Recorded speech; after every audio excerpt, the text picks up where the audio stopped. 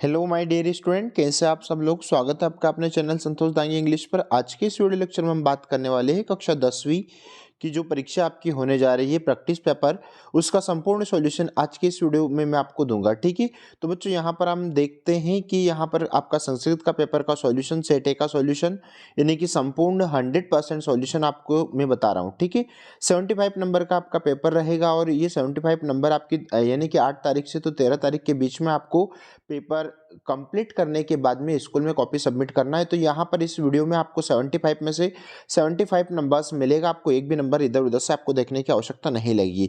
चलो हम वीडियो को शुरू करते हैं। कक्षा 10वीं 2023-24 विषय संस्कृत सेट ए का सॉल्यूशन मैं आपको कवर करवा रहा हूँ। ठीक है, तो देख लीजिए, फटाफट आंसर्स नोट करते जाइए या फिर राइट करते जाइए या फिर ऑप्शन लिखते जाइए। ठीक है, 3 घंटे का आपका इसमें समय है ना। ये आपको हो सकता है कि विद्यालय से आपको कॉपी और पेपर दिया जाएगा, जिसको आपको कुछ बच्चों को तो विद्यालय में भी सोल्व करना होगा और कुछ को आप चाहे तो अपनी कॉपी या पेपर घर पर ला सकते हो और घर पर सोल्व करने के बाद में स्कूल में आपको सबमिट करना होगा। ठीक है, तो यहाँ पर आपका पहला प्रश्न पूछा गया, उचित विकल्पम चित्वा लिखित। पहला प्रश्न है आपका यानी कि अधोलिखित षष्ठी विभक्ति या रूपम अस्ति, यानी कि यहाँ पर आपको 4 ऑप्शंस दिए हैं। इन चारों ऑप्शंस में से आपको सही ऑप्शंस बताना है, यानी कि षष्ठी विभक्ति का रूप है तो षष्ठी विभक्ति का रूप आपका मोने यानी कि बी ऑप्शन में आपका सही हो जाएगा। ठीक है, मैंने उसको हाईलाइट कर दिया ताकि आपसे एक भी क्वेश्चन का आंसर मिस ना हो और आप 75 में से 75 प्राप्त कर सकें। उसके बाद में दूसरा प्रश्न यहाँ पर राज्य में आपको यहाँ पर विभक्ति बताना है, तो ये राज्य में आपकी सप्तमी विभक्ति हो जाएगी। तीसरा प्रश्न देख लेते हैं, नद्यः इत्यस्य पदे का वचनम अस्ति, तो नद्यः में आपका एक वचन होगा। ठीक है, उसके बाद में देख लेते हैं प्रश्न क्रमांक 4।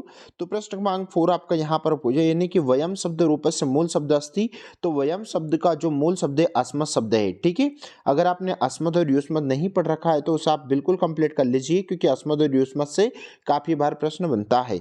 उसके बाद में यहाँ पर सदाचार एवं परमो धर्मः अस्मिन् वाक्ये अवयव अस्ति, तो इसमें आपको जो वाक्य दे रखा है सदाचार एवं परमो धर्मः, इसमें आपको अवयव बताना है, तो एव शब्द आपका अवयव हो जाएगा।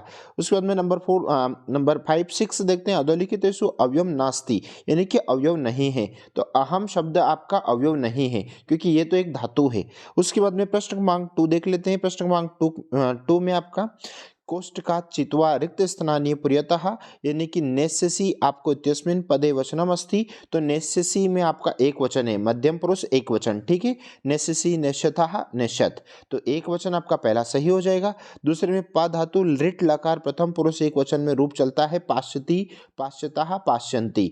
उसके बाद में अर्हन् इत्यस्मिन् पदे पुरुष अस्ति, तो अर्हन् में आपका प्रथम पुरुष हो जाएगा। ठीक है, उसके बाद में देख लेते हैं हम स्वागत में आपको यहाँ पर उपसर्ग बताना है, तो सु आपका उपसर्ग हो जाएगा, सु। नेक्स्ट देख लेते हैं, यानी कि यहाँ पर निस उपसर्ग से उदाहरणम अस्ति, तो निस से निस्तेज होगा। ठीक है, यानी कि पहला ऑप्शन सही होगा। उसके बाद में वर्तते इत्यस्मिन् शब्दे धातु अस्ति, तो वृत्त आपका सही होगा। ठीक है, मैंने उसको ऑलरेडी हाईलाइट कर दिया है ताकि आपसे कोई गलती ना हो। ठीक है, और अगर आप वीडियो पर पहली बार आए हैं तो प्लीज़ वीडियो को लाइक कीजिएगा, शेयर कीजिए ज़्यादा से ज़्यादा, ताकि एमपी बोर्ड में पढ़ने वाले प्रत्येक बच्चों के पास में 100% सॉल्यूशन पहुंच सके। और इसके अलावा बाकी के जितने भी सब्जेक्ट हैं उनके संपूर्ण सॉल्यूशन आपको चैनल पर विजिट करने पर मिल जाएगा। ठीक है, संतोष दांगी इंग्लिश चैनल पर आप सर्च करो, यूट्यूब पर आपको सारे क्वेश्चंस के आंसर मिलेंगे। उसके बाद में यहाँ पर क्रुद्धः सिंह वने वसति अस्मिन् वाक्य विशेषण पदम सिंह अस्ति, तो यहाँ पर पहले में आपको ना आ जाएगा, यानी कि पहले में आपको क्या लिखना है, ना। उसके बाद में जो दूसरा है निर्बलः कृषक अस्मिन् वाक्य विशेष्य पदम कृषक नास्ति, तो दूसरे में भी आपको ना लिखना है। तीसरा प्रश्न है कातार इत्यस्य विपरीत अर्थकम पदम अकातर अस्ति, तो यहाँ पर बिल्कुल सही विपरीत इसका अकातर यानी कि आम आ जाएगा, तीसरे में आम। चौथा देख लेते हैं संपन्नम इत्यस्य विपरीत पदम विपन्नम भवति, तो संपन्न का विपन्न बिल्कुल सत्य है ये भी, यानी कि यहाँ पर भी इसमें भी आम आ जाएगा, यानी कि चौथे में आम।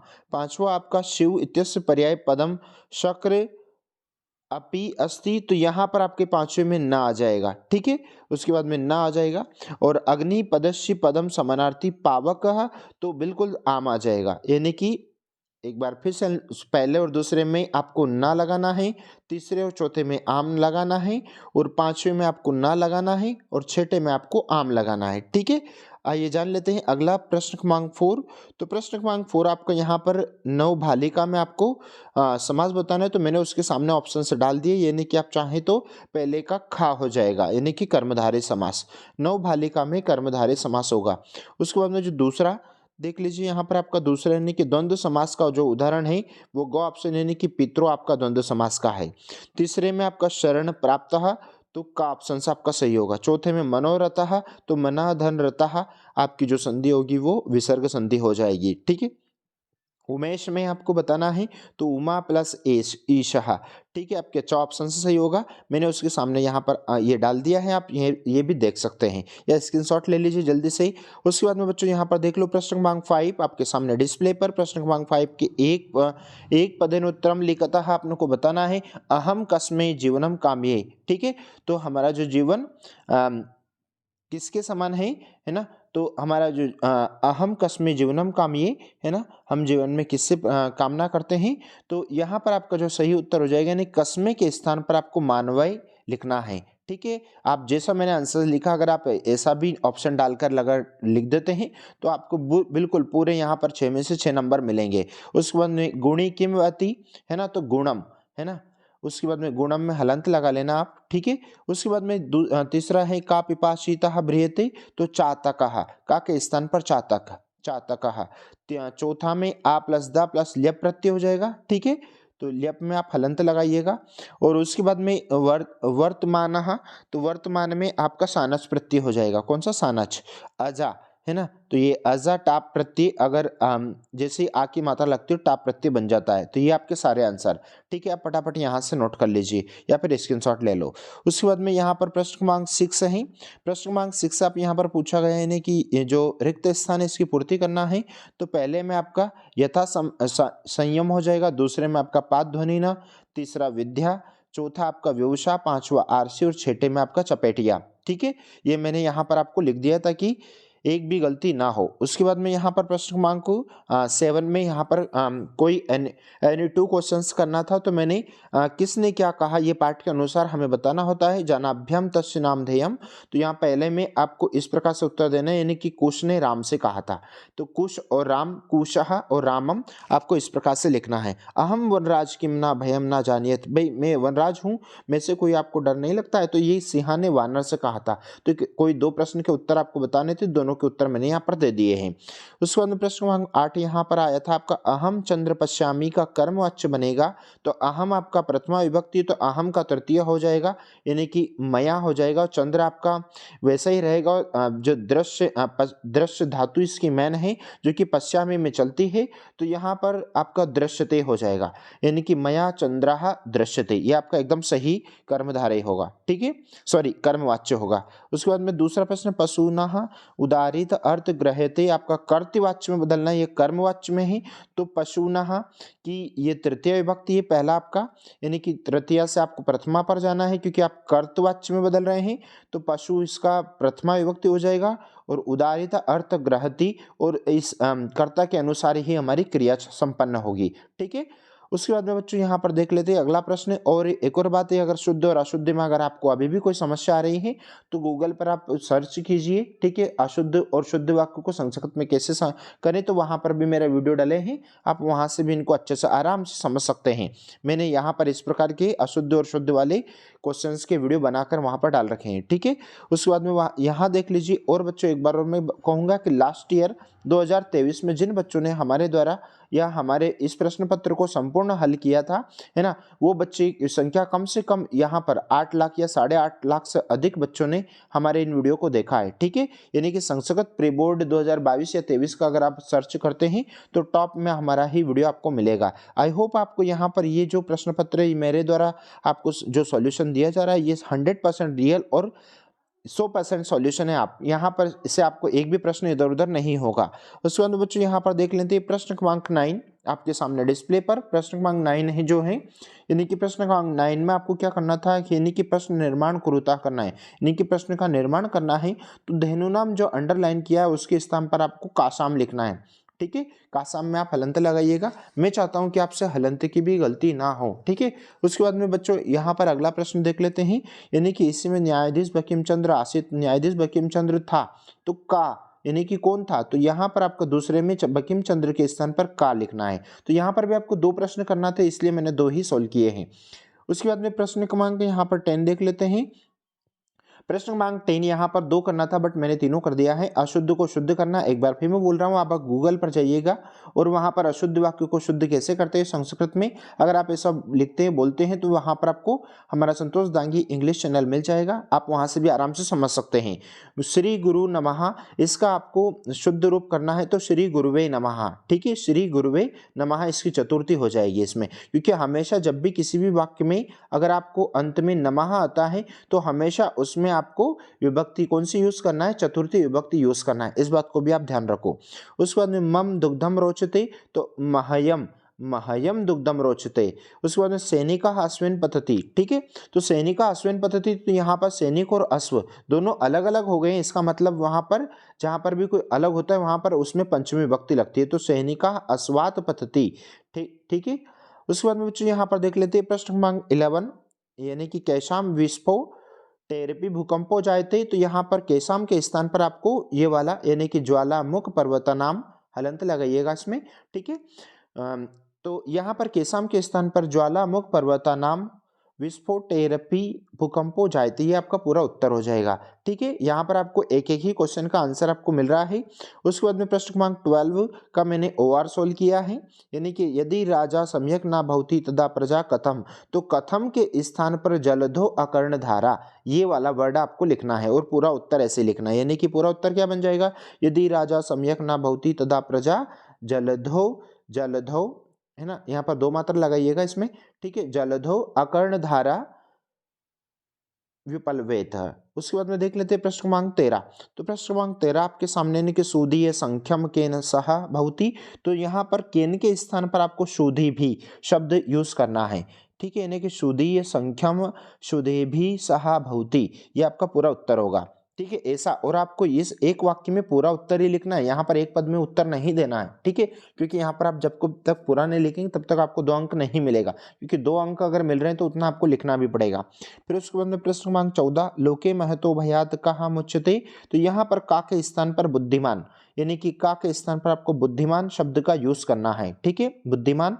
उसके बाद में बच्चों यहाँ पर प्रश्न क्रमांक 15 देख लेते हैं। प्रश्न क्रमांक 15 आपके सामने डिस्प्ले पर, यानी कि अस्माभि की दृशः वृक्षा सेवितव्य, तो यहाँ पर मैंने इसको 15 का अथवा सोल्व किया है, यानी कि कृषकाः किम करोति स्म, तो यहाँ पर किम के स्थान पर आपको बलिवर्दभ्याम मा में हलंत लगाइएगा, क्षेत्र कर्षणम, ठीक है, इसको थोड़ा कर्षणम यहाँ पर ना, ये नहीं होगी ये मात्रा, ठीक है ना, तो इस प्रकार से आपको किम के स्थान पर ये यूज करना है। उसके बाद में प्रश्न क्रमांक 16, तो प्रश्न क्रमांक 16 आपको अपनी जो पाठ्यपुस्तक से आपको कोई 2 श्लोक लिखना है ना, यहाँ इसमें तो सुभाषित का दे रखा है, लेकिन तो हमारे 10th में सुभाषित कोई पाठ है नहीं, इसलिए आप वहीं कहीं से भी 2 श्लोक उठाकर यहाँ पर लिख सकते हैं, ठीक है, संस्कृत से उठा लीजिए और 2 श्लोक यहाँ पर लिख दीजिए। फिर उसके बाद में प्रश्न क्रमांक 17 को यहाँ पर आपको इसमें क्या करना था, यानी कि जो स्टोरी, पूरी स्टोरी को आपको क्रम से जमाना है, ठीक है, तो मैंने आपको यहाँ पर नंबर डाल दिया, यानी कि पहले आपको 4 नंबर लिखना है, ये वाली लाइन लिखना है, उसके बाद में आपको कौन सी लाइन लिखना है, उसके बाद में आपको दूसरी वाली लाइन लिखना है, उसके बाद में आपको तीसरी वाली लाइन लिखना है ना, और उसके बाद में आपको है ना, उसके बाद में चौथे नंबर पर आपको तीसरी लाइन लिखना है, यानी कि पहले आपको चौथी लाइन लिखना है, ठीक है, यानी कि ये वाली लाइन लिखना है, दूसरे नंबर इसके बाद में फिर आपको दूसरा नंबर वाली लाइन लिखना है, और उसके बाद में आपको यानी कि नंबर 1 लाइन जो है, यानी कि पुत्रस्य दैन्यम दृष्ट्वा अहम रोदमी, ये वाली लाइन लिखना है। अगर आपको यूं भी समझ में नहीं आ रहा है तो मैं पूरा बोल देता हूँ आपको कैसे जमाना है, यानी कि इयम कथा समदृष्टि भावना प्राबंधयति, ये पहली लाइन हो गया। उसके बाद में कौन सी लाइन उठाना है आपको, दूसरी लाइन, यानी कि सा वृषभ हलमुडिया गंतुम शक्त क्षेत्रीपा वातम, ये लाइन लिखना है। उसके बाद में आपको तीसरे नंबर पर पहली लाइन लिखना है, यानी कि पुत्रस्य दैन्यम दृष्ट्वा अहम रोदमी, और चौथे नंबर पर आपको तीसरी लाइन, यानी कि भगवान एतत् पश्यति एतत्, इस प्रकार से आपको इसको क्रम से जमा कर लिखना होता है।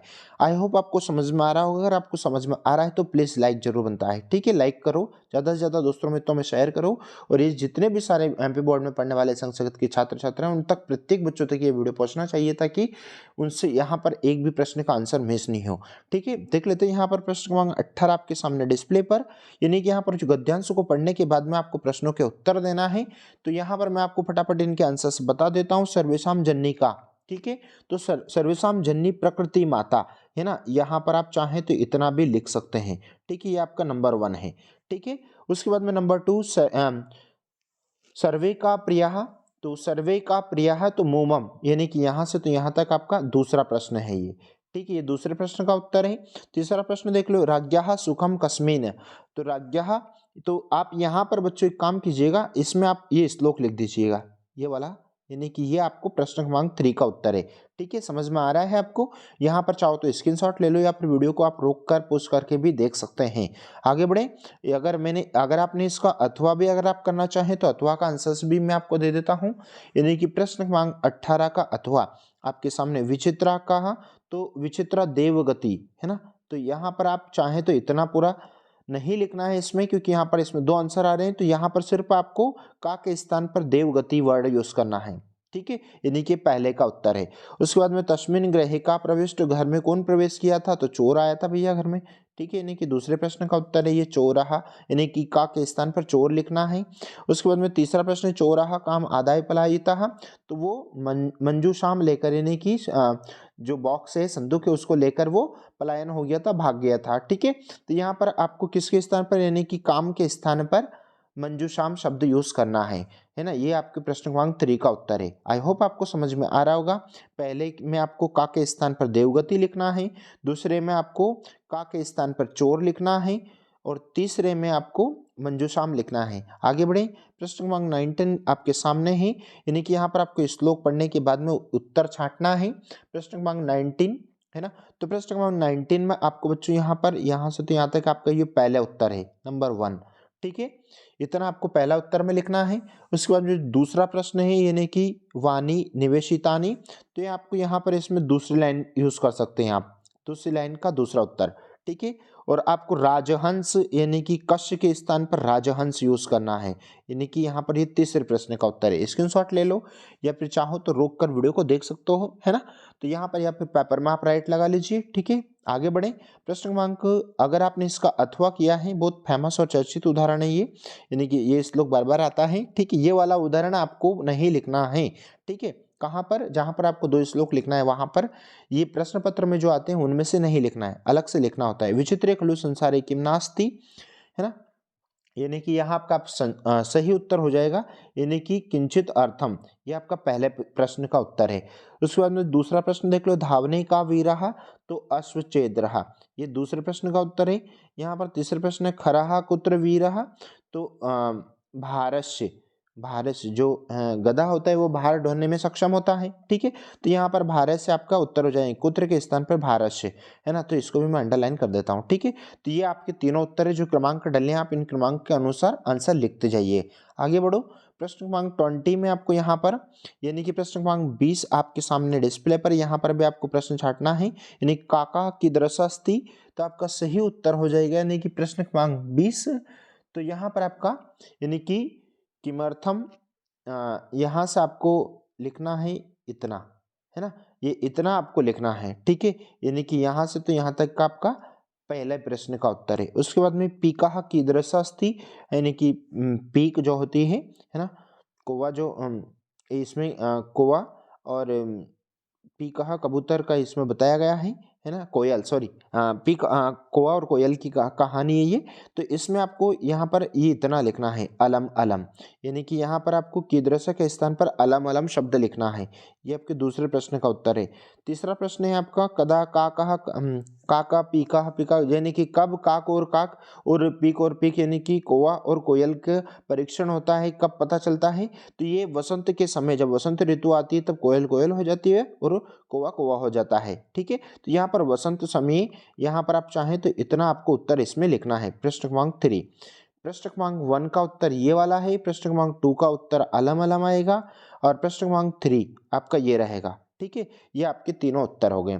उसके बाद बच्चों यहाँ पर अगर आपने इसका ओवर भी अगर किया है तो ये भी देख लीजिए, है ना, क्योंकि मैंने आपसे प्रॉमिस किया वीडियो के स्टार्ट में कि आपका एक भी क्वेश्चन का आंसर मिस नहीं होने दूंगा, ठीक है।